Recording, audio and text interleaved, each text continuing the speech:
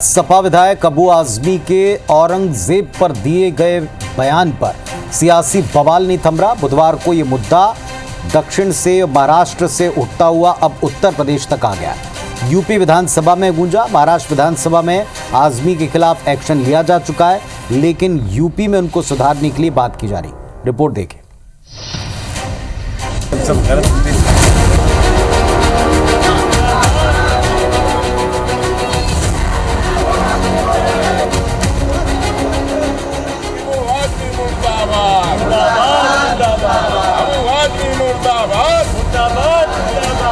तो आप औरंगजेब को क्रूर शासक नहीं मानते हैं? नहीं, मैं नहीं मानता। औरंगजेब क्रूर शासक नहीं बिल्कुल नहीं, मैं बिल्कुल क्रूर शासक नहीं मानता। संभाजी महाराज को 40 दिन जिनका हलाल किया है, अत्याचार किया, उनके नाखून निकाले, आंख निकाले, ये अबू आजमी, इन्होंने माफी मांगनी चाहिए।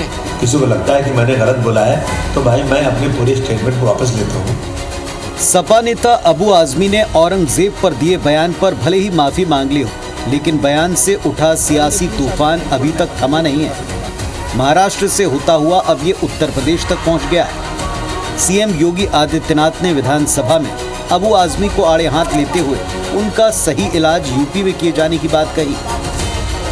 उस कमबख्त को निकालो पार्टी से और उसको एक बार यूपी भेज दीजिए, बाकी उपचार हम अपने आप करवा लेंगे। जो व्यक्ति छत्रपति शिवाजी महाराज की परंपरा पर गौरव की अनुभूति करने की बजाय लज्जा महसूस कर रहा हो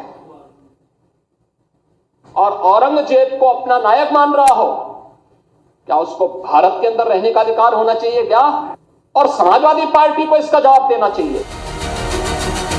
महाराष्ट्र में भी अबू आजमी की मुश्किलें कम नहीं हो रही। कई थानों में उनके खिलाफ केस दर्ज हो चुका है।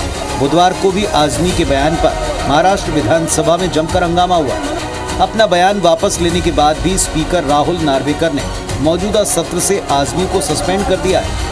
महाराष्ट्र से यूपी तक मचे सियासी घमासान के बीच अबू आजमी की प्रतिक्रिया भी सामने आई। आजमी ने अपनी जान को खतरा बताया।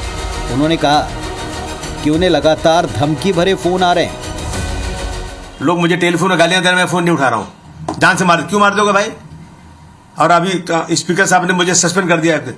तो इन चीजों को लेकर के असेंबली चले, एक छोटी सी बात के ऊपर, एक छोटे से स्टेटमेंट के ऊपर जबरदस्ती का आप जो है बाउंडर खड़ा करोगे। इसलिए मैंने कहा कि मैं अपनी सारी बात वापस लेता हूं। भाई, देश में एक तरफ छत्रपति शिवाजी पर बनी फिल्म छावा देखकर दर्शक इमोशनल है, ऐसे में उनके दुश्मन औरंगजेब के गुणगान करने के बयान को लेकर अबू आजमी चौतरफा घिर चुके हैं। क्या आजमी ने औरंगजेब की तारीफ मुस्लिम वोट बैंक को खुश करने के लिए की?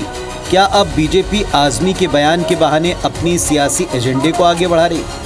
सबसे बड़ा सवाल ये, क्या वोट बैंक की इस राजनीति से देश का भला हो रहा है?